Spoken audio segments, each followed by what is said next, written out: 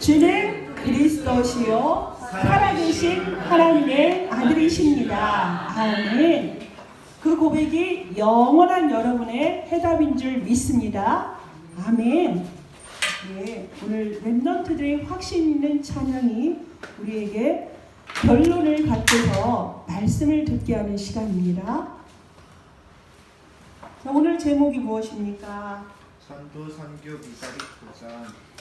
다 같이 해봅시다. 시작. 전도 선교 미자립 도전. 미자립이라는 건 무엇입니까? 자립하지 못했다는 말씀입니다. 자립이 되어져야 됩니다. 지난주에는 뭐라 그랬습니까? 개인 미자립에 도전하자 그랬어요. 예수가 그리스도인 사실을 아는 사람은 배경이 무엇입니까? 성삼위 하나님이 우리의 배경이 되기 때문에 사실은 다 가진 자예요. 우리에게 하나님께서 자녀 삼아 주셨다는 것은 유업, 유일자로 우리를 부르셨다는 말씀입니다. 그러면은 하나님의 모든 절대 주권 속에서 필요를 다 채우시고 함께 하시겠다고 이미 약속을 하셨습니다. 그리스도 예수 안에 있는 자는 다 가진 자입니다. 그리스도가 만유의 주제시기 때문에 그리스도를 통하여서 하나님의 자녀가 된 자에게는 하나님은 이미 모든 것을 다 주셨다는 사실을 아시기만 하지 마시고요. 믿으시기 바랍니다. 믿으시고 그 언약을 꼭 붙잡을 때에 언약 붙잡고 있는 사람을 통해서 하나님은 역사하신다 하셨어요. 정확히 언약을 붙잡고 있는 사람에게는 하나님이 반드시 역사하십니다. 그런데 틀린 언약을 붙잡고 있는 사람은 틀린 결과를 가질 수밖에 없지요. 오늘 사도행전 13장 전체의 본문을 우리가 합독을 했습니다. 어떻습니까? 지금 바울이 이 유대인들 앞에서 예수 그리스도에 대해서 과거에서 현재까지 역사의 주인공 되시는 그 선지자, 많은 선지자를 통해서 구약에서 예표하셨던 그 그리스도를 증언함이 얼마나 명확합니까? 여러분, 이방인들 앞에서, 불신자들 앞에서 여러분도 이렇게 예수를 말할 수 있어야 됩니다. 스데반의 설교나 바울의 설교나 베드로의 설교를 보십시오. 얼마나 정확하게 성경에 근거하여서 예수 그리스도를 설명하는지 모릅니다. 제가 오늘 본문을 여러분과 이렇게 긴 본문을 함께 읽었던 것이 우리가 보통은 사도행전 13장에 드디어 선교사를 파송했다 하면서 1절에서 4절까지는 말씀을 많이 봅니다. 그리고 13장 48절은 영생주기로 작정된 자는 다 믿더라. 이 말씀도 우리가 많이 봅니다. 그리고 다윗에게처럼 내 마음에 합한 자를 보았다라는 말씀도 우리가 구절을 통하여서 많이 보지만 성경 전체를 통하여서 오늘 그 말씀을 보면 확연하게 그 말씀이 여러분의 말씀으로 담겨지는 줄 믿습니다. 한 주간 동안 여러분 이 말씀을 계속 읽으십시오. 읽으세요. 스토리잖아요. 그냥 성경에 있는 스토리, 몰랐고 놓쳤던 그런 스토리가 언약적인 그 계보를 통하여서 이어져 있기 때문에 여러분이 반드시 이 성경을 읽는다면 성경 66권의 보약을 드시는 것과 똑같습니다. 그래서 사도행전 13장의 언약의 말씀을 보면서 여러분의 시간표가 어디에 머물고 있는지를 확인할 필요가 있겠습니다. 4절에서 12절에 보면 바울과 바나바가 가서 그 바브라는 섬에서 복음을 전하려 할 때에 거기 서기오 바울이 총독으로 있습니다. 그런데 그에게는 마술사가 있어요. 마술사가 있으면서 그 서기오 바울, 지금 바울이 두 명이 나옵니다, 여러분. 이 본문에서 그 서기오 바울이라는 거는 그곳의 정치인이에요. 총독이에요, 총독. 관할하는 사람이란 말이에요. 그 사람에게 복음을 전하려 하는데 그 밑에 있는 마술사가 방해를 하는 거예요. 마술사라고 하니까 지금 여러분이 어떻게 보여요? 종교인들이 옆에다 두고 있는 무당들을 얘기하는 겁니다. 지금 무당을 옆에다 두고서 지금 주의 복음을 전하려고 하는 전도자들을 방해하고 있는 현장이에요. 우리가 실제 현장에서 복음 전하려 하면은 꼭 이런 사람이 있지요. 복음 못 전하게 하고 방해하는 데 쓰임받는 사람들이 있습니다. 그때 바울이 행한 것이 무엇입니까? 성령이 충만한 사울, 바울이라고 하는 사울이 성령이 충만하여서 엘루마에게 맹인이 되도록 말을 전하죠. 그래서 수일 동안 엘루마는 맹인이 됩니다. 감히 하나님의 복음의 말씀을 증거하는데 이렇게 방해를 하는 자는 가장 불행한 일을 겪게 될 수밖에 없습니다. 그리고 드디어 이들이 안디옥에 이르러서 회당에 들어갑니다. 회당에 들어갔을 때 회당에 모여있는 사람들이 누구일까요? 이방인일까요? 유대인들이에요. 유대인들입니다. 그들은 하나님 여호와를 섬긴다 하면서 그들은 메시아를 기다리고 있는 유대인들이에요. 그들이 세례 요한을 인정을 해요. 나보다 더 훌륭한 이가 오신다. 나는 그분의 신발에 있는 신발끈을 매기도 감당하지 못하는 자다. 라고 하면서 예수 그리스도에 대해서 증거하는 세례 요한은 인정을 하면서요. 정작 그리스도로 오신 예수님은 인정하지 않는 것이 유대인이에요. 유대인은 이스라엘 사람들 맞습니다. 맞는데 그들은 그리스도를 인정하지 않는 자들이에요. 여러분 구별해서 잘 아시기 바라겠습니다. 지금 이스라엘 땅에 있는 대부분의 사람들이 유대인이에요.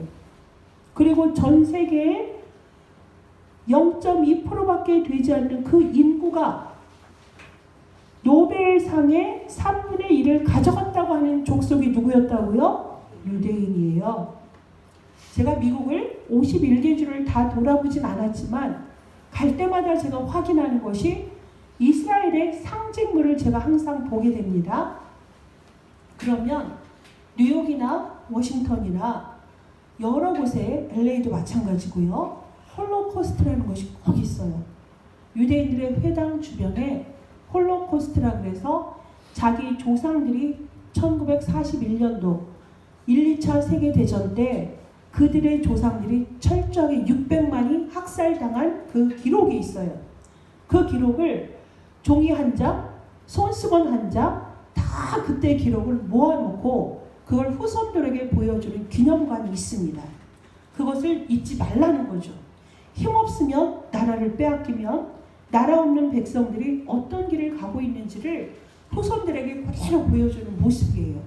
그리고 그 주변을 보면 유대인들의 회당이 있습니다. 이 별이요. 다윗의 별이 쫙 있는 회당들이 있어요. 거기는 유대인들의 거리예요. 그것이 바로 회당이에요. 우리가 지금 예배 드리기 위해서 이 모인 곳이 어디입니까? 교회당입니다. 예배당. 근데 유대인들의 회당은 시나고그라고 해서 그들의 모이는 장소가 있어요. 그러면 그들이 안식일마다 모여서 어린애서부터 어른까지 서로 맞닿아서 우리처럼 조용히 있지 않습니다. 모세의 율법, 토라, 쉐마, 탈무드를 계속 소리를 내면서 어른과 아이, 아버지와 아들, 랍비와 또 제자들이 서로 그렇게 하면서 암송을 해요. 그게 그들에게 엄청난 영역이 나옵니다. 거기서 엄청난 지력이 나옵니다. 그래서 거기서 성인식, 사명식에서 파송식에서 내보내는 게 그 회당 운동이에요. 그렇게 파워력이 있는 것이 그 오래전부터 전통 있는 유대인들의 모습인데 그곳에 지금 누가 들어간 거죠? 바울이 들어간 거예요. 그 회당에서 복음에 대해서 말을 했다는 거는 생명 건 거예요. 여러분 지금 만약에 여러분이 갑작스럽게 초대를 받지 않았는데 불교인 절간에 가서 복음을 전했을 때 상상해 보세요. 그 사람들이 우리를 돌로 때려 죽이진 않겠죠. 그럼 좀 더 무섭게 상상을 해볼까요? 제가 10년 전에 동남아 전도 순회를 할 때, 선교 순회를 할 때 말레이시아에 모슬렘을 참 많이 가봤습니다. 모슬렘을 가보면은 모슬렘에 남자들만 들어갑니다. 여자들 절대 못 들어갑니다. 그러면은 그 큰 돔 형식의 모슬렘 성전 밑에 보면 수도가가 있어요. 수도가 쫙 있습니다. 그 수도꼭지가 일렬로 쭉 있어요.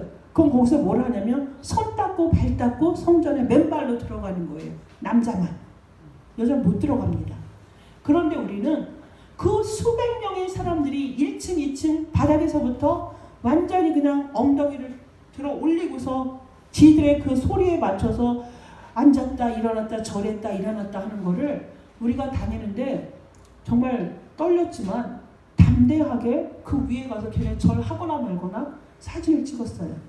비디오를 찍었고. 근데 사실 그것도 참 위험한 행위였거든요. 여자는 성전에 갈 수도 없는 데다가 이방인이라도 그냥 들어가면 안 되고 치마를 입어야 돼요. 그 뭘 쓰고 들어가야 돼요. 근데 그거를 안 하고 우리는 예수는 그리스도, 그 RTS 학생의 그 뜨거운 열정으로 거기를 밟았던 기억이 있습니다. 그런데 그곳에 가서 조용히 사진만 찍은 게 아니라 제가 거기에서 예수 그리스도에 대해서 복음을 전했을 때 제가 얼마나 거기서 전할 수 있을까요? 끌려 내려오겠죠. 그러한 상황, 지금 유대인에게 지금 복음을 지금 증거한 거예요. 예수 그리스도, 니네가 그렇게 기다렸던 그 사람을 너희는 그리스도인 줄 모르고 나무에 못 박혀 죽이지 않았냐.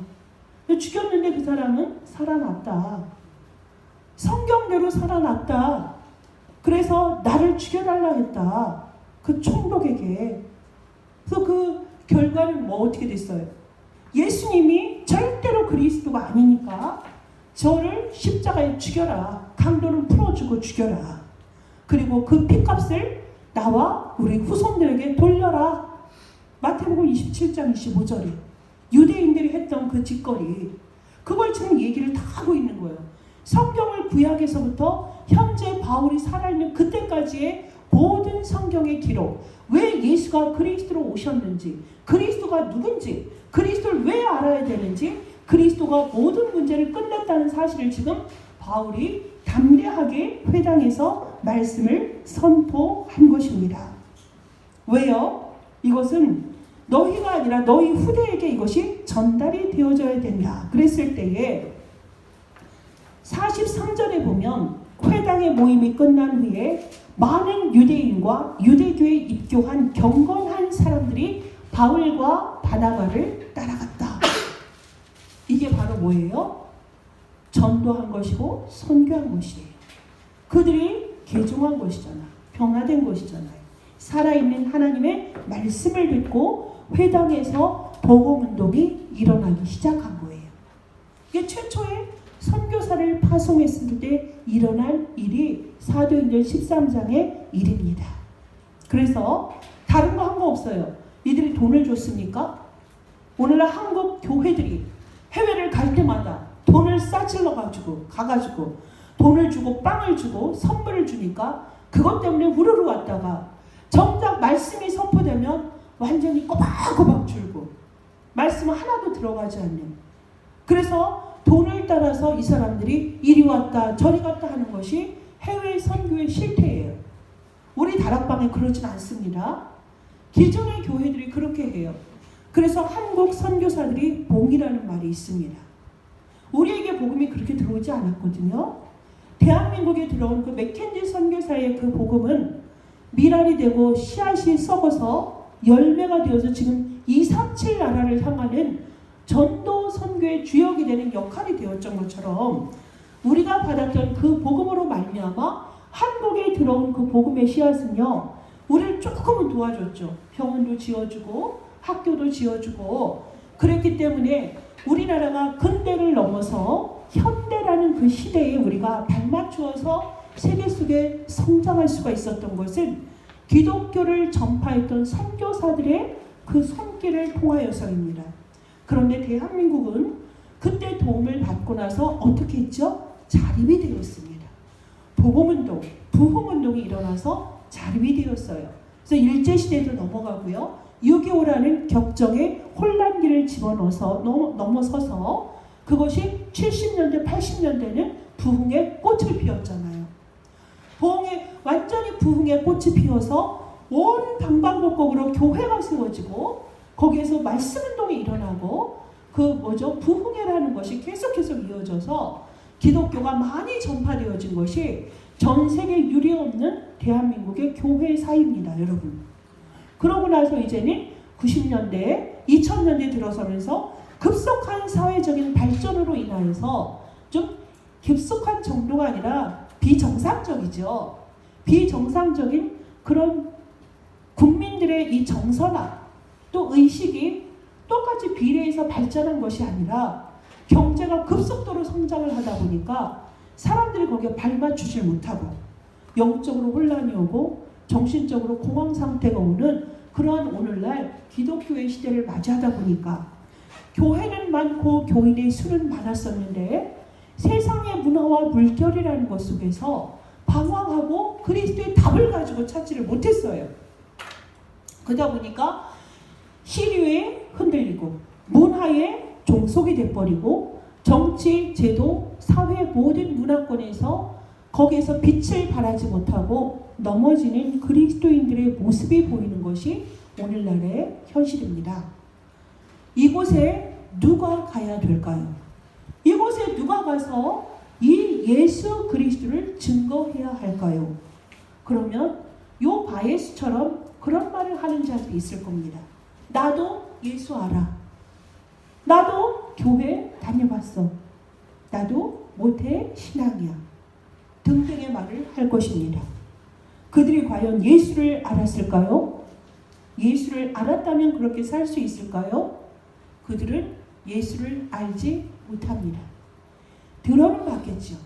그러한 단어를 들어는 봤겠지요.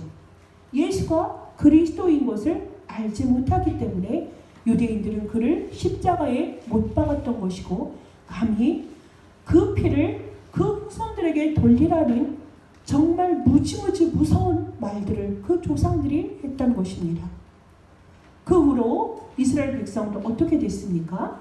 전 세계를 2000년 동안 유리방황했어요. 집 없는 사람은 안다고 하던데요. 집 없는 서름이라는 것이 있다면서요. 그러면 나라 없는 사람들은 어떻겠습니까? 내 백성이 내 집에서 내 집이라 말하지 못하고 누군가에게 조종을 당하고 착취를 당하고 내가 원치 않는 일들을 하는 것이 바로 식민지의 모습을 우리 선조들이 겪었습니다. 나라 잃은 사람들의 서름, 거기 누가 법적으로 우리를 보호해 주지 않습니다. 어떤 것도 우리를 위해서 시스템이 갖춰져 있지 않습니다. 그냥 동물처럼 살아갈 수밖에 없는 것이에요. 그것이 이스라엘 백성이었어요. 결국엔 전 세계에 흩어져 있는 사람들을 그 히틀러의 밑에 있는 사람들은 피부색으로, 눈빛으로, 머리카락으로, DNA 검사를 통해서 그땐 DNA까지는 안 나왔지만 겉모습이 정말 그래도 상당히 과학적으로 접근을 해가지고 유대인들을 기가 차게 찾아내서 600만을 죽인 거 아니겠습니까? 여러분 600만 하니까 상상이 안 되십니까? 서울시 인구가 1000만 시대라고 하니까 거기 거의 다예요. 거의 다. 그 무수한 사람들이 곳곳에 수용소에 가서 다 학살을 잔인하게 당했어요. 이것이 복음 놓친 그 결과예요. 복음 놓친 대한민국의 모습이 지금 얼마나 존폐 위기에 있습니까? 우리가 지금 평화롭게 여기에서 이 공간 안에서 예배를 드리고 있지만 우리의 상공에는 지금 초비상이 지금 걸려있다고 하더라고요. 우리는 안 보니까 모르죠. 근데 대한민국이라는 한반도 땅이 전 세계에서 핫플레이스예요. 너무 지금 중요한 그 시점을 우리가 보면서 2020년도를 향하여서 우리가 가고 있는 것입니다. 상공에서 그런 건 뭐예요? 지상에서 있는 많은 일들의 결과로 지금 이렇게 되어지는 거예요. 적어도 믿는 자들이, 교회를 다니는 사람들이 교회를 왜 다니고 교회를 다니는 우리는 누구인지, 성도는 누구인지, 성도는 무엇을 위해서 살아야 되고 어떻게 살아야 되는지만 알아도 이 나라가 이렇게 병들고 썩진 않았을 것입니다. 그런데 성도들이 물질의 노예가 되고 세상의 노예가 되고 문화가 최고로 좋은 줄 알고 오늘날의 선악과인 줄도 모르고 그 속에 우리의 후대를 집어넣고 방치했고 그 결과로 우리는 이 무서운 결과를 우리 시대에 보고 있습니다. 예수 그리스도의 그 시대 정신을 가지고서 한 사람 한 사람이 살았다면 그 학교 살아나고 그 회사가 살아나고 그 지역이 살아날 수밖에 없는데 육신의 평안과 육신의 편리함이 그 안위함이 우리의 정신을 병들게 했고 우리의 영혼을 갉아먹은 결과가 지금 일어나고 있습니다. 정말 우리가 기성세대로서 너무 부끄러운 일이고 이제 50이 넘어서 우리가 복음이라는 것을 알게 되고 사회를 복음의 눈으로 바라보다 보니까 우리 후손들에게 후대들에게 얼마나 못할 짓을 하고 있는지를 늙어가면서 깨닫는 것 같습니다. 적어도 우리 교회에 있는 렘넌트와 우리 중직자 여러분들은 시대를 정확히 볼 수 있는 유일한 사람들이에요. 여러분들만이 시대를 정확히 볼 수 있어요. 세상 사람들은 절대 볼 수 없습니다. 12가지 재앙을 아는 여러분만이 시대와 나라와 사람들의 상태를 볼 수 있는 것입니다. 복음을 아는 여러분만이 하나님을 떠났기 때문에 나 중심의 저 쓰레기 문화가 온 세계를 잡고 있구나. 내가 뭐라고? 네가 너를 알아야 돼. 너를 깨달아야 돼. 온갖 거짓말로 명상으로 모든 것을 고상이라는 단어를 통해서 템플스테이니 명상운동이니 기운동이니 요가니 그것이 도시까지 내려와서 많은 사람들을 속이고 있지 않습니까?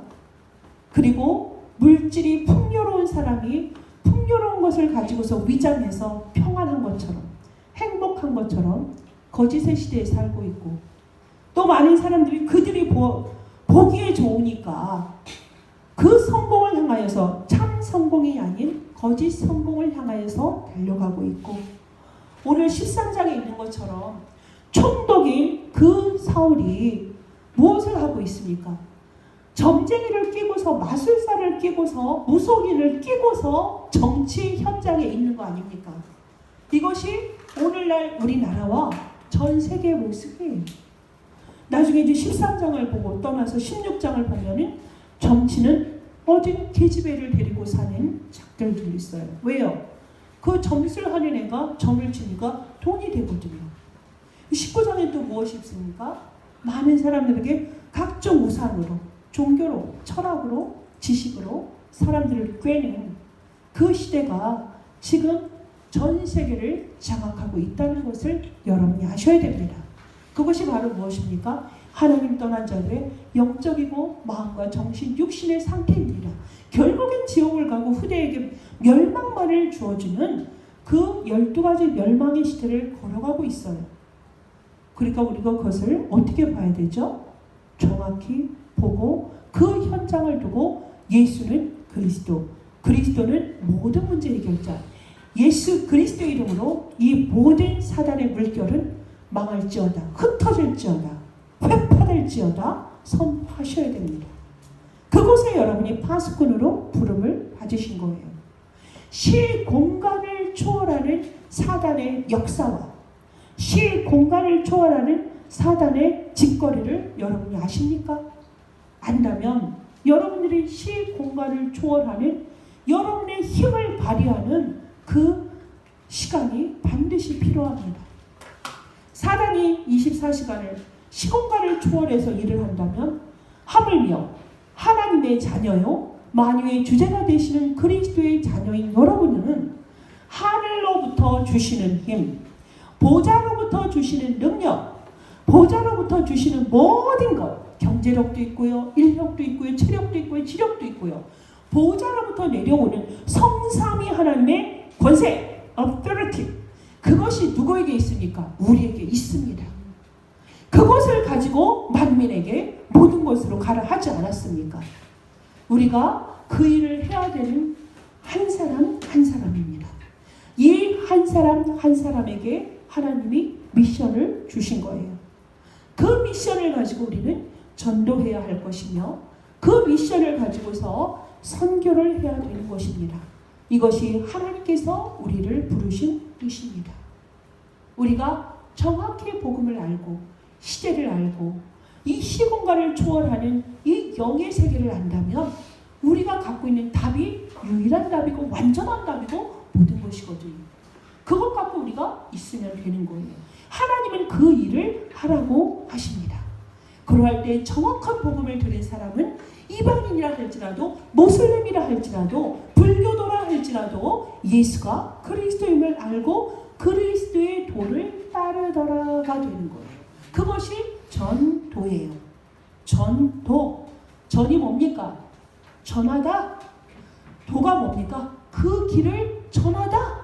그 길이 무엇입니까? 예수 그리스도의 길. 그 길만이 우리에게 생명이고 진리고 하나님을 만나는 길이다. 그걸 전하는 것이 전도입니다. 같은 문화권에서 전도하는 것을, 복음을 전하는 것을 우리가 전도라고 나눌 수 있겠고요. 또 타 문화권에서 우리가 복음을 증거하는 것을 우리가 선교라고 합니다. 쉽게는 해외에서 복음을 전하는 활동을 선교라 하지만 국내에서도 선교가 되어지지요. 다민족이 200만이 넘어서는 시대에서 우리나라 이제는 다민족이 이제 익숙해졌죠, 여러분.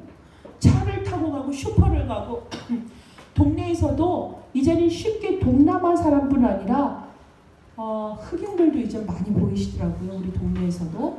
그러니까 이런 모든 것들이 다민족 시대 속에 살고 있기 때문에 그들에게 복음을 전한다는 게 또 선교가 되는 것이에요.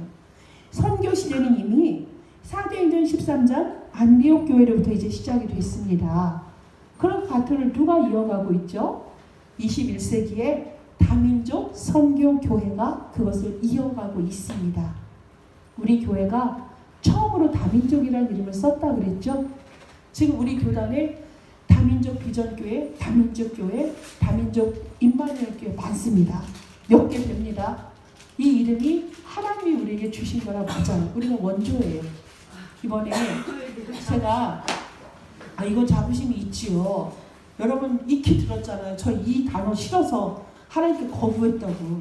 근데 하나님 나에게 그냥 심긴 거라고 얘기했잖아요. 근데 미리 아시고 너는 여기에 방향을 맞춰라.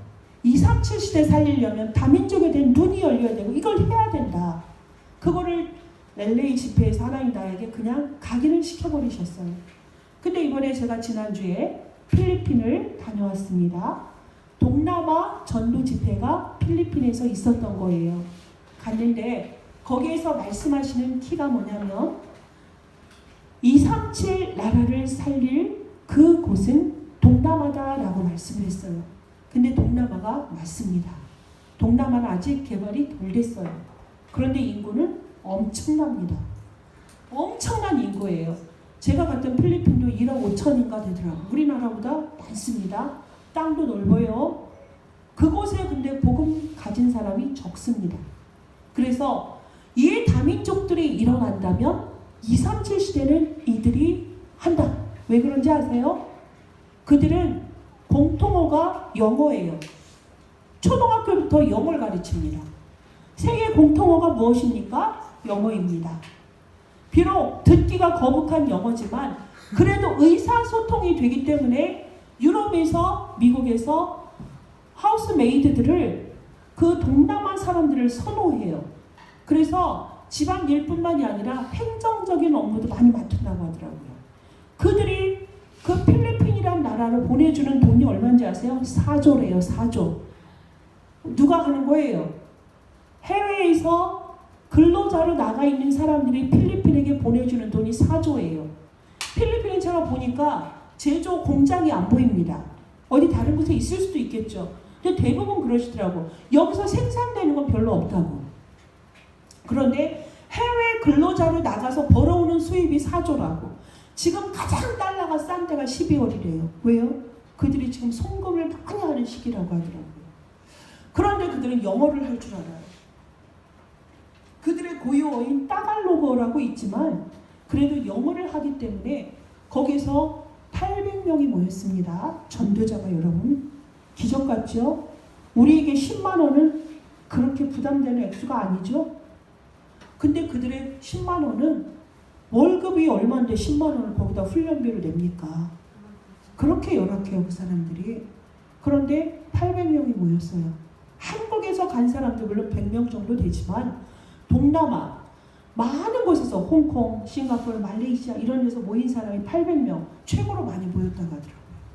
근데 모인 정도가 아니라 한국에서 저런 누가 나왔죠? 전도제자가 나왔어요. 현지인 전도제자가 나왔어요. 예수가 그리스도다.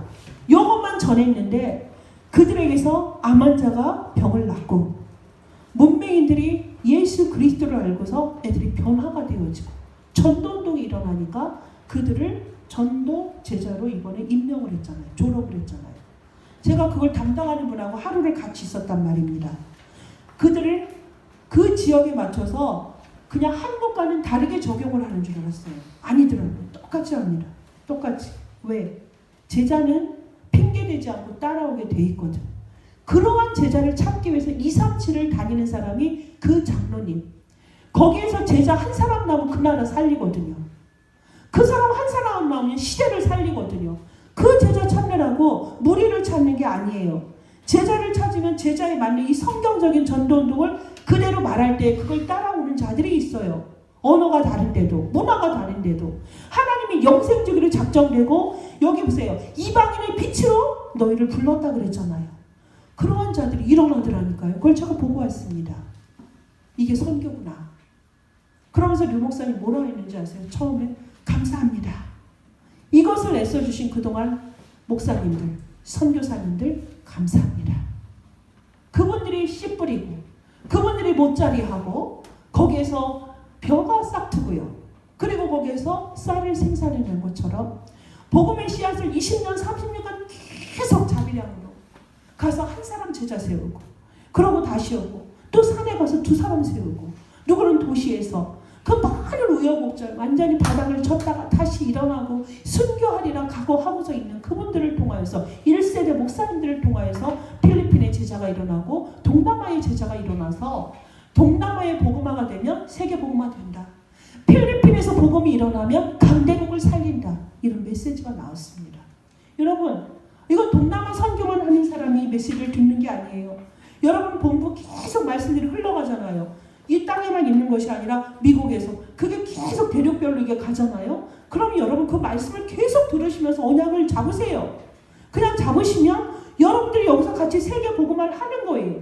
그리고 하나님의 때에 어떻게 됩니까? 저처럼 순회를 하는 사람도 있고 어떤 사람은 한 대륙을 완전히 파수꾼으로 거기서 거점을 삼는 플랫폼으로 삼는 렘넌트가 일어납니다.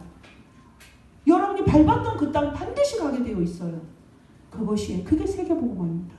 그게 237을 살리는 거예요.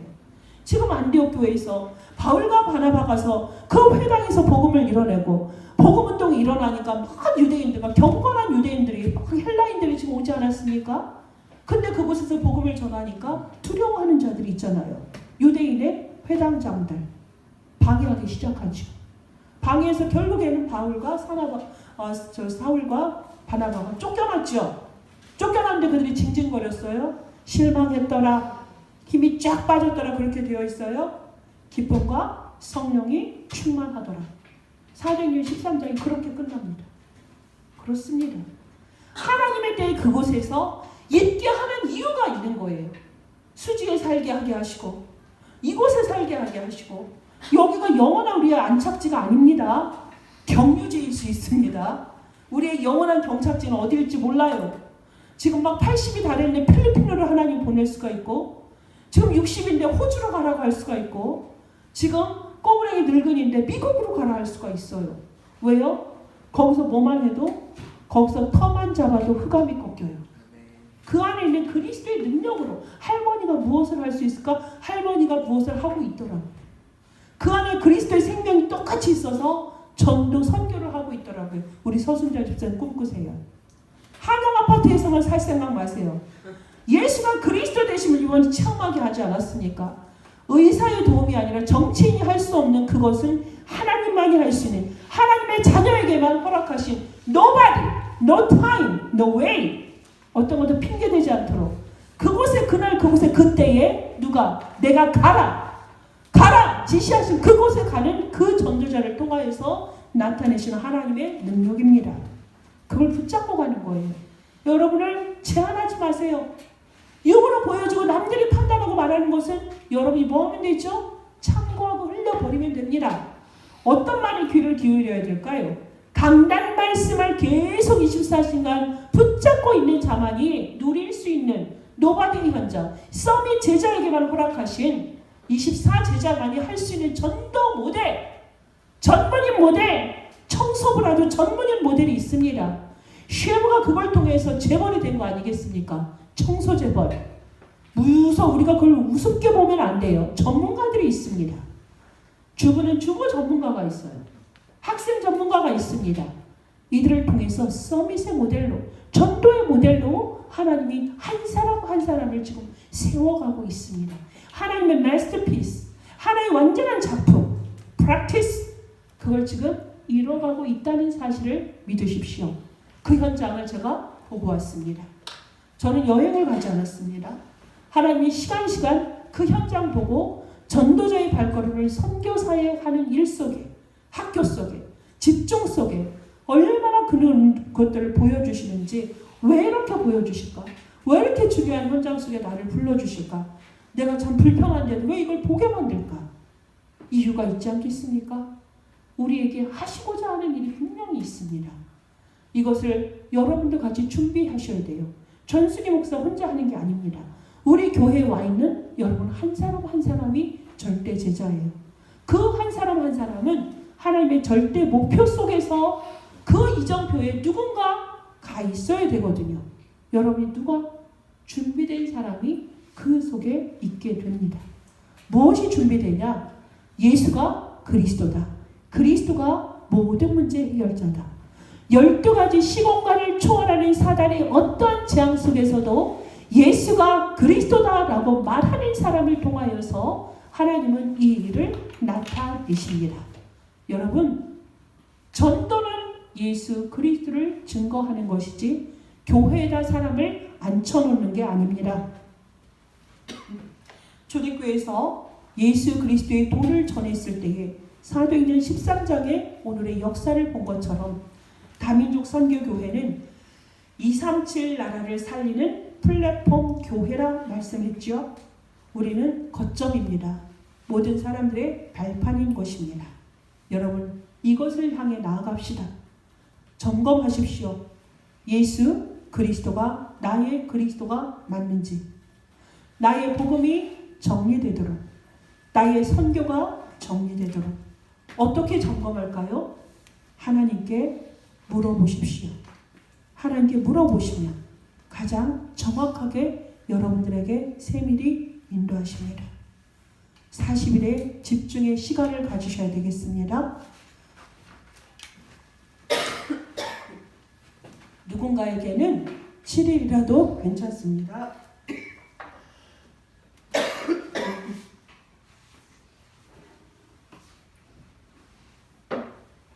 여기까지 하겠습니다.